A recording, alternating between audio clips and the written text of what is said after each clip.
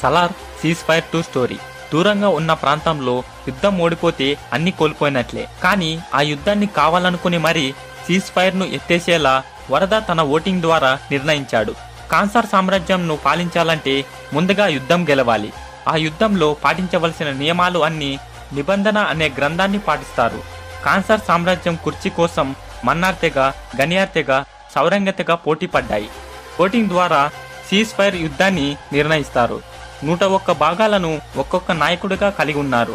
అందులో ఒక్క ఓటు కలిగిన 61 మంది, కనీసం 3 ఓట్లు కలిగిన 8 మంది, మొత్తం 15 ఓట్లు కలిగిన రాజమన్నార్ ఉంటాడు. రాజమన్నార్ కాన్సార్ నుంచి వెళ్లిపోయిన తర్వాత తెగలు 2 భాగాలుగా విడిపోయి యుద్ధాన్ని కోరుకుంటాయి. 3 ఓట్లు కలిగిన 8 మంది ఆర్మీని తెచ్చుకుంటాయి. ఒక్కొక్కరు అంత పెద్ద ఆర్మీని తెచ్చుకున్నాక వరద మాత్రం ఒకే ఒక్క ఆర్మీని తెచ్చుకున్నాడు. వందలాది ఆర్మీతో సమానంగా ఉన్న దేవాను వరద తెచ్చుకుంటాడు. ఓటింగ్ ముగిసిన తర్వాత కాన్సార్లో యుద్ధం మొదలవుతుంది. రుద్ర పండిత్ సైన్యంతో వస్తాడు. కాపర్లు రష్యన్ సైన్యంతో వస్తారు. గురు సర్వేనార్ సైన్యంతో, అలాగే మొత్తం 700 మందికి పైగా ఆర్మీ కాన్సార్లో యుద్ధం మొదలవుతుంది. వరదాకు దేవాకు తమ సైన్యం వారిద్దరు మాత్రమే. వరదాకు కుర్చీ ఇస్తానని మాట ఇస్తాడు దేవ. కానీ దేవ ఎలాగైనా ఈ యుద్ధం గెలవాలి, ఇంత సైన్యం తట్టుకునే విధంగా పోటీ చేయాలి. ఎలా అని ముందుగానే ఒక కొండ మీద నుంచి కాన్సార్ సామ్రాజ్యంని మొత్తాన్ని చూస్తాడు. కాన్సార్ అనేది కొండలు, సముద్రాలు మధ్యన ఉంది. కాన్సార్ చుట్టూ పెద్ద పెద్ద గోడలు ఉన్నాయి. ఎలాగైనా ఆ గోడలను కూల్చేయాలని అనుకుంటాడు. అంతలోపే 700 మందికి పైగా ఆర్మీ యుద్ధం చేస్తుంటే ఒక్కసారిగా గుర్రాల శబ్దం మాత్రమే వినిపిస్తుంది. కానీ ఎలాంటి సైనికులు కనబడటం లేదు. కాన్సార్ ఎంట్రీలో గేట్ మొత్తం కూలిపోతుంది. అప్పుడు వస్తారు సౌరంగ సైనికులు. ఒక్కసారిగా కాన్సార్ మొత్తం నిశ్శబ్దంగా మారిపోతుంది. ఎందుకంటే సౌరంగ సైనికులు చాలా ప్రమాదకరమైన వాళ్ళు. వీళ్ళు పాటించే నియమాలు చాలా భయంకరంగా ఉంటాయి. సౌరంగ సైనికులు ఒక్కసారిగా కాన్సార్ చుట్టూ మొత్తాన్ని వాళ్ళ ఆధీనంలోకి తీసుకుంటారు. వరద ఇలా అనుకుంటాడు, ఇప్పటికీ సౌరంగ సైనికులు ఉన్నారా అని. ఒక్కసారిగా అప్పట్లో జరిగిన వాటిని గుర్తుకు తెచ్చుకుంటాడు. పర్షియన్ సామ్రాజ్యంలో ఎంత పెద్ద ప్రమాదం వచ్చినా తన దగ్గర ఉన్న బలమైన సైన్యానికి కాకుండా ఒక్కడికి చెప్పేవాడు. ఆ పర్షియన్ సామ్రాజ్యంలో మొత్తం సౌరంగులు నివసించేవారు. దాదాపు 1500 సంవత్సరాల క్రితం ఈ కాన్సార్ సామ్రాజ్యం మొదలవ్వక ముందు సౌరంగ తెగ చాలా మంది బందిపోట్లను నాశనం చేశారు. ఒక చిన్న అడవిగా పర్షియన్ సామ్రాజ్యం మొదలైంది. ఆ పర్షియన్ సామ్రాజ్యంలో ఒక్కసారి యుద్ధం మొదలవుతుంది. అందులో వందలాది మంది సైన్యంతో పర్షియన్ సామ్రాజ్యం మీదకు వస్తారు. అప్పుడు ఒక్కసారిగా పర్షియన్ సామ్రాజ్యం రాజు అయిన తన సైన్యంతో కాకుండా కేవలం ఒక్కడికే చెప్తాడు. అతడే సలార్. ఆ చిన్న అడవిలో వందలాది మంది సైన్యంను ఒక్కసారిగా నాశనం చేస్తాడు. ఆ అడవిని మొత్తం మంటలతో కాల్చేస్తాడు. ఆ కథ అంతా గుర్తుకు వస్తుంది వరదాకు. ఇప్పుడు కాన్సార్ యుద్ధంలో రుద్ర పండిత్ సైన్యంతో ఒక్కసారిగా దేవాపై దాడి చేస్తారు. అప్పుడే సౌరంగ తెగ పండిత్ సైన్యాన్ని బాణాలతో నిమిషాలలోనే నాశనం చేస్తారు. దేవకు అర్థం కాదు. సౌరంగ సైన్యం మొత్తం కాన్సార్ చుట్టూ ఉన్న సముద్రం లోతుల్లో నుంచి చాలా మంది సైన్యాన్ని తెచ్చుకుంటుంది. సుమారు 700 మందికి పైగా జరిగే యుద్ధం కాన్సార్ కథను మారుస్తుంది. చివరకు వరద దేవాకు సౌరంగ తెగ చాలా సహాయం చేస్తుంది.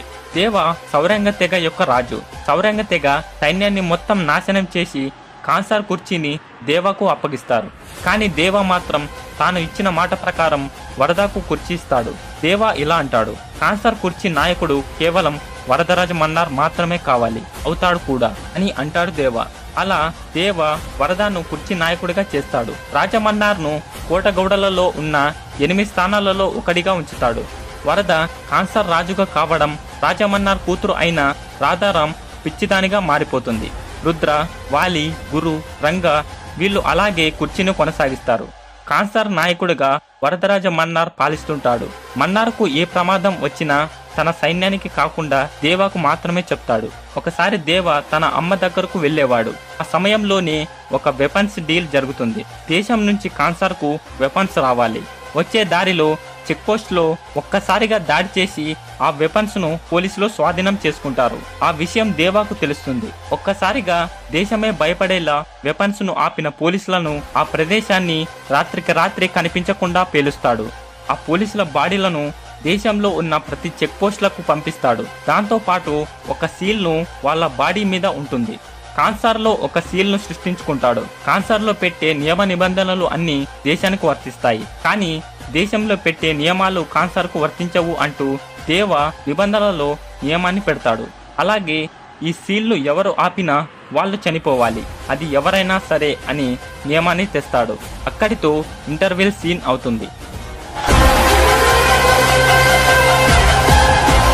కొన్ని నెలల తర్వాత రాధారామ మరియు రాజమన్నార్ ప్రకారం దేవాను వరదాను ఎలాగైనా విడదీయాలని అనుకుంటారు. కానీ అప్పుడే ఇండియాకు కృష్ణకాంత్ కూతురు వస్తుంది.